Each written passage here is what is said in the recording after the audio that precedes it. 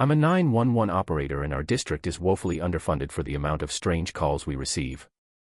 I don't enjoy my job, but opportunities are scarce and the call center was within walking distance of where I live. Calls range from normal things, like domestic disputes and burglary, to the not-so-normal, like shaved animals and structures not being where they should. Or being where they shouldn't. To show you what I mean, this is a call I had that I thought was going to be in the normal category. 11:52 p.m., the phone rang. I dropped my book and put the receiver to my ear. 911, what is your emergency? A small voice replied in a quiet time, I need a policeman to come. Hearing a child's voice on the line was an unwelcome surprise. Sure thing, dear. Can you tell me what is going on? I could hear unsteady breathing. As much as I wanted to, I knew better than to ask again. Finally the little girl replied, a bad man is in my house. My heart dropped. I had police ready to roll within minutes. Okay, can you tell me where you are and if you are safe? I waited for her reply. She spoke in a quieter voice, I'm at my house. I am hiding in my closet under my clothes. I think he hurt my mommy. The matter-of-fact way she spoke was heartbreaking. I got an address from her and was told police would arrive in 5 minutes. The police are on their way, they will be there soon. Just stay quiet and stay on the phone, okay? We have a police radio set up in the call center. I turned it on and listened. Officer 1, dispatch, we have arrived. The building looks run down and vacant. Approaching the front door is unlocked. Officer 2, back door is also unlocked, moving in. I could hear the creak of a door opening through my headset. They were in the right place. My heart beat hard. I whispered into the mic, they police are there, let them search the house. The girl giggled, I know. I sat frozen, her reply was wrong. It made me feel queasy. I jumped as the police radio came to life. Officer 1, I've got a body here, it's a real mess. Either an animal attack or a psycho with a bladed weapon. Continuing my search for the girl. The girl's voice humming a nursery rhyme floated through my headset. I couldn't turn it off. I couldn't hang up. One of the officers cussed loudly, what the hell is that? There was a gunshot followed by screaming. So much screaming. Ripping fabric, screams of pain and unidentifiable wet sounds flooded my ears. As fast as it began, it ended. All that remained was the humming. With tear-filled eyes I looked over at my supervisor who had patched into my line. His face mirrored my own, shock and disgust. I nearly fell out of my chair when the girl's voice spoke again, thank you. She giggled once more. Heavy breathing was all I heard as I reached over and hit the disconnect button.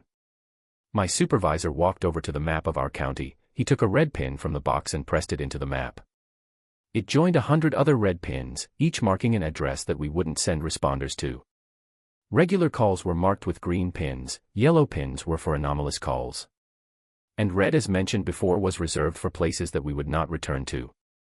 That last call I shared was a bit heavy. Luckily we don't get ones like that super often. Yes, our map has a lot of red, but that's decades of records.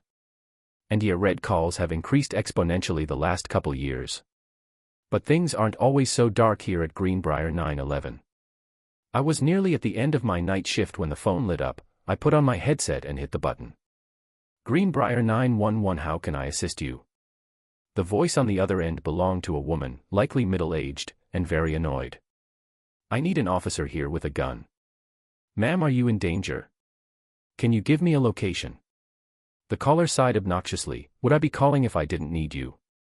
Stop wasting time and send an officer. Her voice got shrill enough at the end to make me wince. My supervisor noticed and gave me the, all good, signal. I gave him 2 thumbs up. Of course, ma'am, could you give me an address or crossroad? She growled into the phone, you waste my taxes on stupid stuff but you can't track my call. Fine, corner of Grover and 3rd. I thanked her and asked for any details. She replied back loudly. There is a moose in my bathtub. I go to take my morning shower and there is a freaking moose standing in my tub. I wasn't sure what to say. I had expected a noise complaint or a report of a suspicious person, not a wild animal. I typed the info into the computer and sent it to the police dispatch. Not a minute later my personal phone lit up with a text. Yo Kylie, you mean to say moose? Andrew was dispatching tonight. I confirmed that I did indeed mean a moose. That's whack. I'll let the officers know. 20 minutes later I was listening to the entire fiasco on the police radio. Animal control managed to tranquilize the animal only to find out it didn't fit through the door. So they ended up removing an exterior wall. Using a reach forklift they lifted the poor animal out of the bathtub. But in the process it woke up and tore free from its bindings. The moose fell to the ground but appeared unharmed as it ran into the woods. As to how it got in there, your guess is as good as mine. Night shift is a different game altogether. It's like people shut off their brains once the sun goes down. It's hard to find people willing to pull graveyard, partially because of craziness but mostly because of Jordan. Jordan isn't a local, most of us working the call center. He used to be a big shot editor for some East Coast newspaper before getting fired and moving to little old Greenbrier. Rumors flowed through the office as to why he got fired, none of them very flattering. But Jordan brought that upon himself. He was an ass, show up 5 minutes late. Expect to be written up. Missed a detail on a call. Write up. Someone calls back to complain about you. You guessed it, a write-up. I'm a pretty quiet person that tends to stick to doing my job while on duty. I think that's the main reason Jordan doesn't bother me. I would still prefer day shift, but since I get an extra $1 an hour working nights and can get along with the night shift supervisor, I often find myself taking more night shifts than most. I received a call on one of my night shifts that still bothers me today. It had been a peaceful night. We had a single call earlier about a raccoon stealing garbage cans and hiding them in the woods. Animal Patrol had their hands full dealing with the 37-pound animal, but no one was harmed and the trash cans were returned to their owners. 5:02 a.m. the phone rang. Greenbrier 911, what's your emergency? A male voice answered, his tone already frustrated. Hi, this is going to sound dumb but I'm stuck in my house. All right sir, who am I speaking with and are you in immediate danger? The man replied, James Oswald. No, I don't think so, it's just that I can't get out. Look, I just need someone to come open the door, okay? James, are you saying your door won't open? Have you tried your back door? Or a window? James' voice took on a bit of annoyance. Do you think I haven't already tried that? I've been stuck in here for a while and have tried everything short of breaking down a wall, okay? I need someone to come here and possibly break the door down. Okay James, I'll have the fire department out there as soon as they can. What is your address? He seemed appeased. I got his address and forwarded it to the Greenbrier FD dispatch. I talked with James while he waited for help to arrive. He explained that he had tried kicking the door down but couldn't do it. He even tried the windows but they were security glass and he couldn't break them either. I found that a little odd but didn't comment on it. 30 minutes later I got a message from the FD that they were on site. I heard their voices come on over the radio. Greenbrier Fire Department, is anybody home? There was no reply. They called out a few more times, Greenbrier Fire Department, can you hear us? Are you in need of assistance? Hello.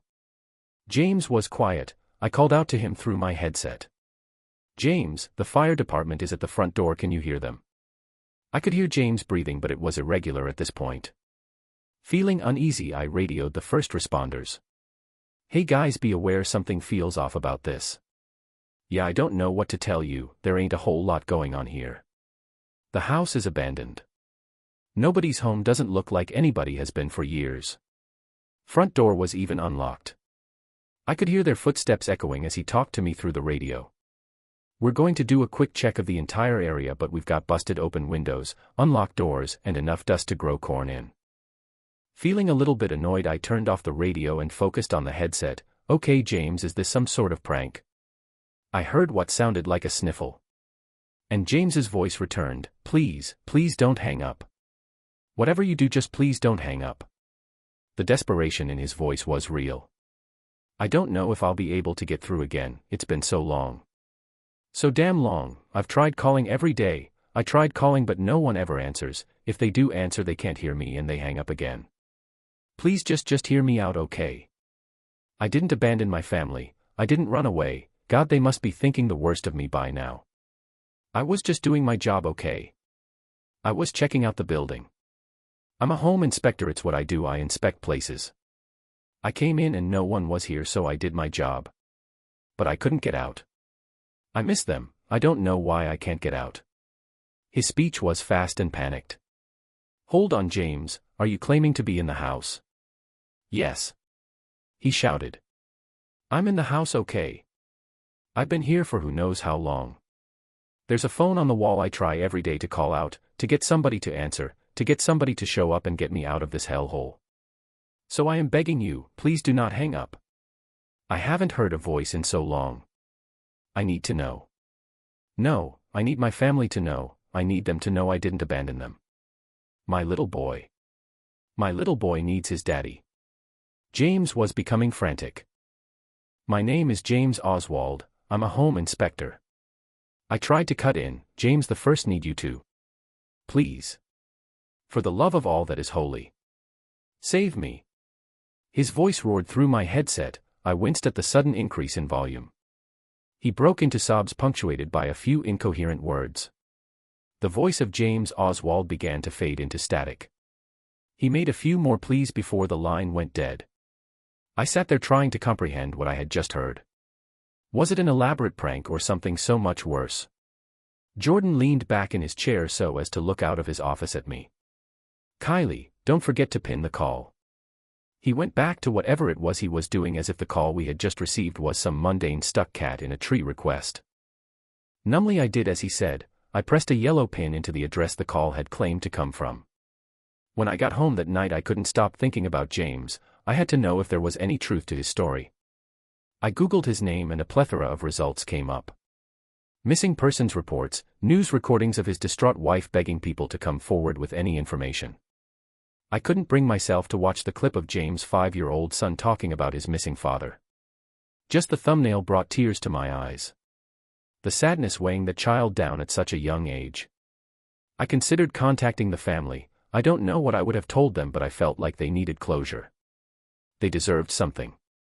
But the most recent date was 1986, James' son would be older than me by now. No, it wouldn't be helpful. I closed my laptop. I wouldn't open up old wounds. I'm tired, I think I'm going to call it a night.